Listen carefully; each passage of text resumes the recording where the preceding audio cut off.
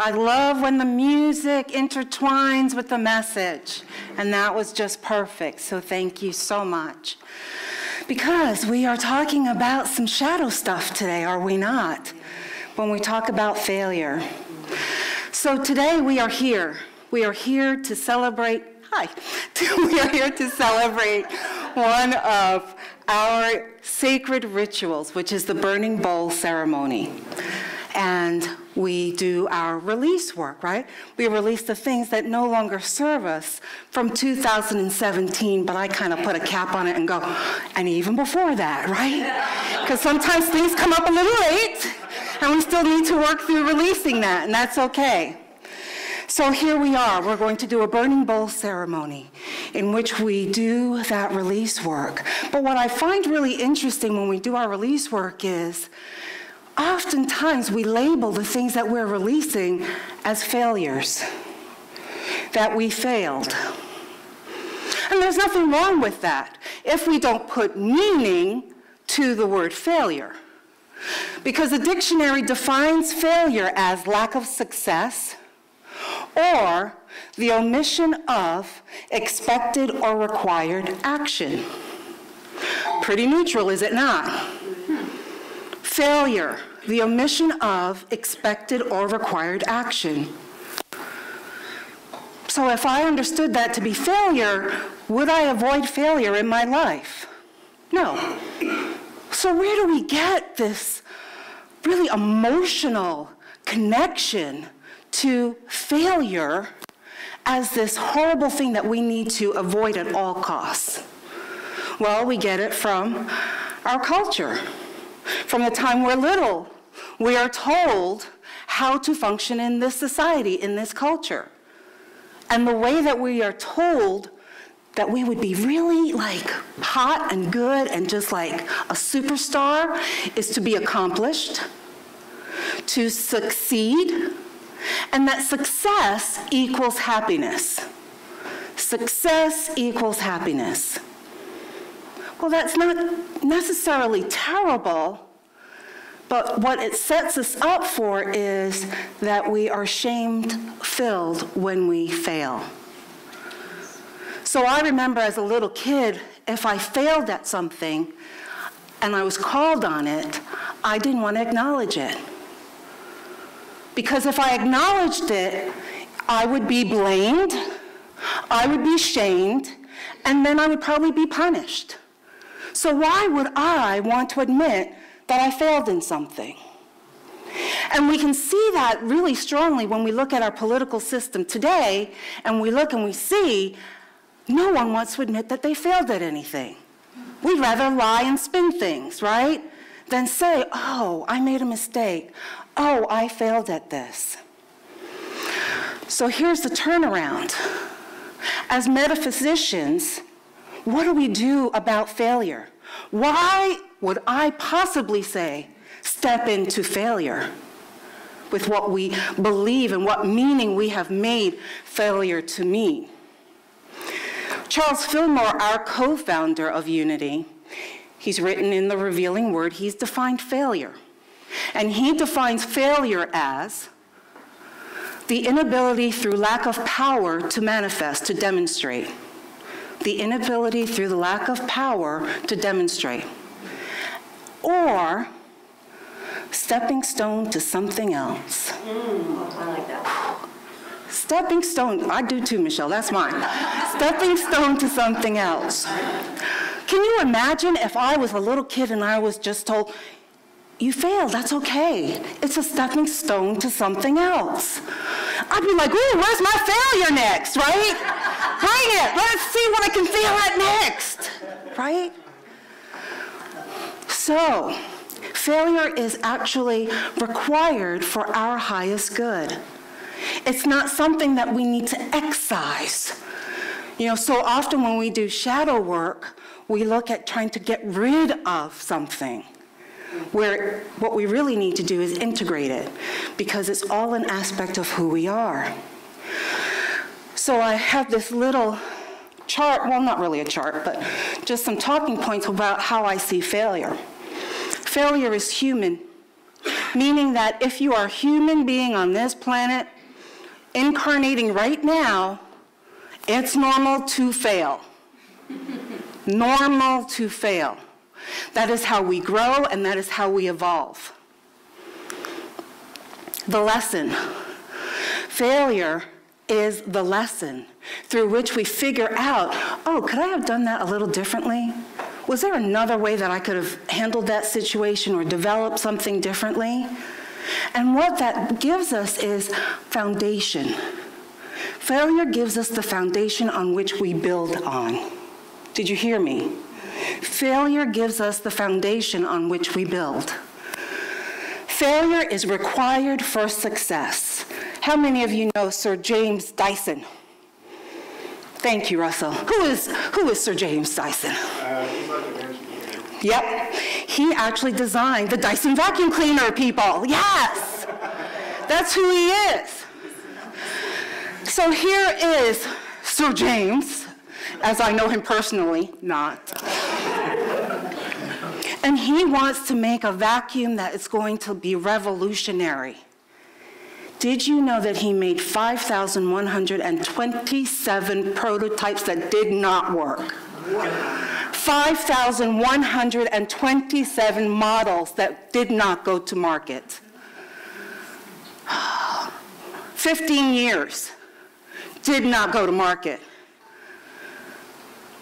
He's a billionaire today because he understood this theory that success requires failure. Each time he failed, he figured it out.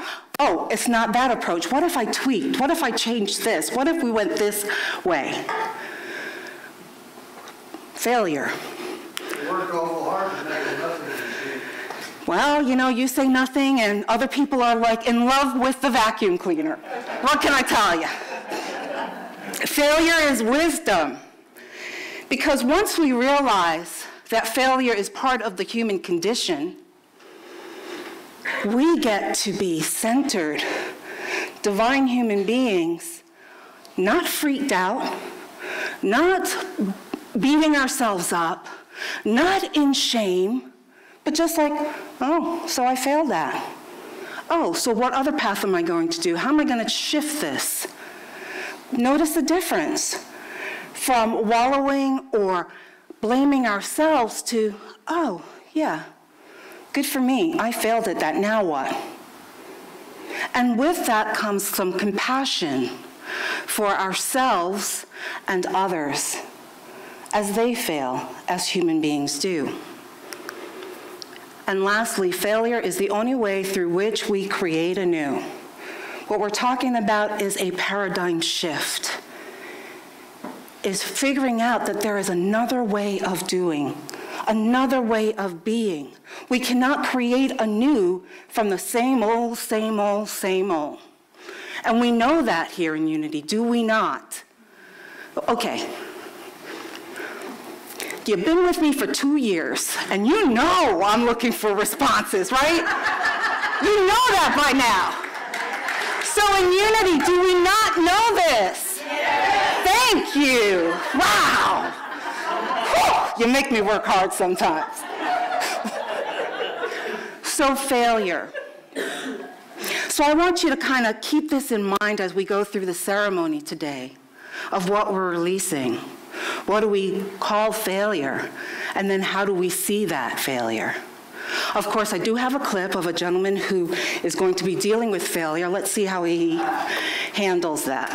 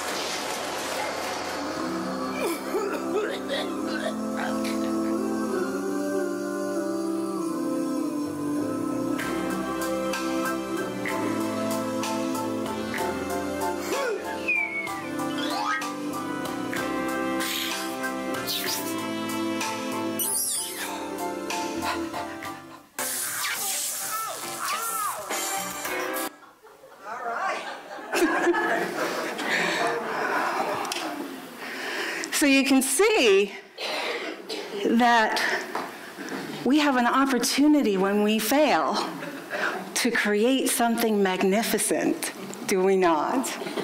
Joshua, I'm going to invite you up, and as I invite him up to prepare us for meditation, I'm cutting this a little shorter because I want to give you enough time to do your process and release today. So as he sings and creates that atmosphere for us, I want you to meditate on the fact of what you want to release. First of all, does everyone have a flash paper? A flash sheet, okay. Anyone not? Okay, I'm gonna ask, thank you.